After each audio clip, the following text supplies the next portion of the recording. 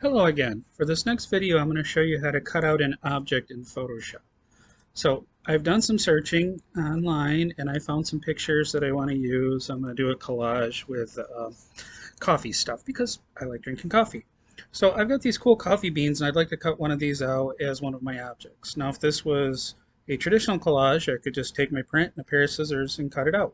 Um, that works traditionally. Digitally, we got to do something a little bit different. So what we want to do is download our image, and we have a couple approaches to getting it into Photoshop.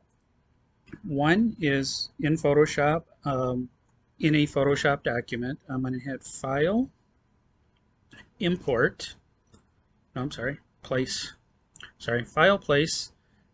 We have the choice to place embedded or linked.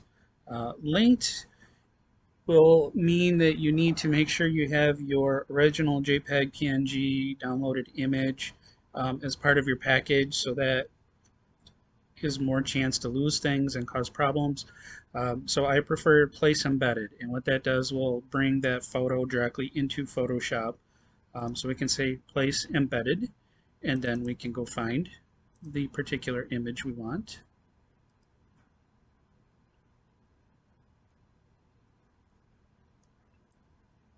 And it takes a minute to show up, and I didn't mean to rotate it. Take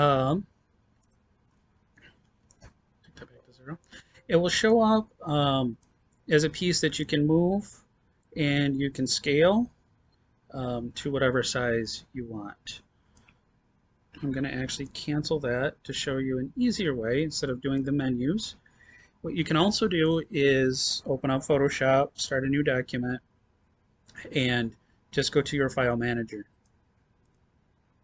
and say that I would like to take this image, and I'm just going to click and drag it over a Photoshop document and let go, and it will bring it in this way as well.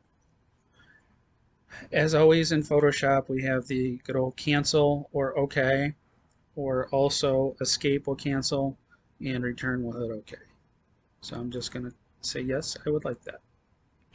Now you're going to see that when you bring this in, I'm going to get this little notch in the corner of my thumbnail of my layers. And what that does is says this thing is what's called a smart object. And that's the default for Photoshop, bringing stuff in. What we're going to be doing, we don't need to worry about a smart object. So what we can do is on the name of the layer, we're going to right click, and you get a huge menu of stuff. Don't be scared of all these things. The only one we really care about is about halfway down, a thing called rasterize layer. And you'll see that that little notch is now gone out of our thumbnail. We now have pixels we can move around and do things with. Now if we want to erase this, many people will jump directly into the eraser tool. The eraser tool is brush based, which means we can play with the size and we can erase. Yeah, we don't want to do that, because when we do that, we are actually deleting those pixels. We are getting rid of them, throwing them away completely. If for some reason we would like those pixels back, we can't. They're gone. So pretend the erase tool does not exist. There's a a better tool that is non-destructive, and we want to work non-destructive. So what we're going to do, instead of using the eraser tool, we are going to use a thing called a layer mask. So with the layer selected, down along the bottom we have a bunch of icons. We're going to use the one that's just left of center. It's a little box with a circle in it. When you click this, we're going to get a new thumbnail that pops up. Now the idea here with a mask, kind of like if you guys remember doing this in school, right? When you're painting with watercolor and you use masking tape, right? Mask. And you tape down around the edges of your paper, and then you paint on it, and then when you're done, you peel off the masking tape and you have a nice clean white border around your paper. That's the same idea here. We're going to just mask those pixels. We're going to hide the pixels, but they're still going to be completely, we can bring them back if we want to. So the way this works is this little thumbnail that pops up, it's white, and in masking world, white is visible, black is invisible. Another way to think of it is white is in the light, you can see it, and black is in the shadows, you cannot see it. So in this case, what we're going to do is play with a paintbrush. So I'm going to go to a paintbrush, and I want to pick a black paintbrush, and now I can erase or paint, and it seems like I'm erasing, right? I can see through, it looks like I'm erasing. Um, the advantage we have here, though, is if I want to switch back to white, I can actually paint it back in. It looks like magic. Um, and all we're doing, as you can see in my layers, is I'm building this mask to hide the pixels or reveal the pixels versus actually throwing them away completely. A couple quick keys for you while you're doing this painting work, layer masking work. The letter D will change what are called the default colors. We have the little white and black color samplers down here in the bottom left. What that will do is switch you back to pure black and pure white as the two possible colors. The letter X, on the other hand, will toggle these two.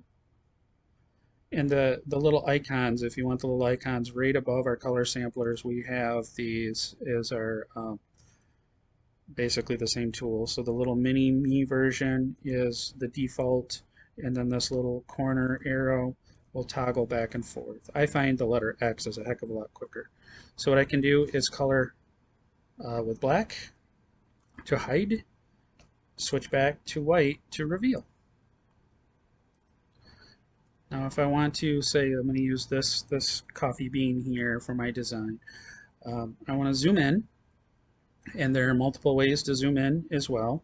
We have a little magnifying glass that we can use, and we can click and drag, click and hold, drag to the right to zoom in, drag to the left to zoom out. I also like the keyboard Control plus will zoom in, Control minus will zoom out. Or if you have a scroll wheel on your mouse, if you hold down the Alt key and use your scroll mouse, scrolling up will zoom in, scrolling out, down will zoom out. And what I recommend for doing a cutout is just using a paintbrush and painting around the edge. Another great quick key is the bracket keys on your keyboard. They're the ones next to the letter P on your keyboard, kind of diagonal up from the enter key. The left bracket will make your mouse smaller, the right one will make it bigger. And what I'm going to do is just do a paint around. The advantage of this, again, is let's say you sneeze, achoo, crap, I went too far, right? X, and I can just switch back and paint that piece out that I went too far on, and there you go. These do not need to be perfect cutouts. I'm not going to be grading you on your quality of cutouts. Good enough for what you're making. There you go. As long as you can get something that's cut out, you're okay. So if yours looks a little kind of like this and it's a little sloppy, that's all right. I'm not grading on the craftsmanship of your cutouts. But, you know, if you care, take the time to do a good cutout that works. Now I'm going to zoom out, and I'm going to use a bigger mouse. Now that I've gotten that, I can go around and just very quickly cut out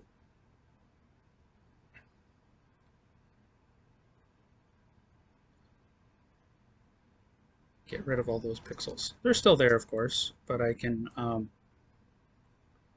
bring them back or not as needed.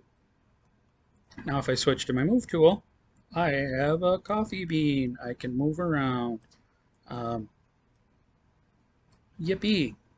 Repeat as needed to cut out all your other pieces. And that's layer masking for you.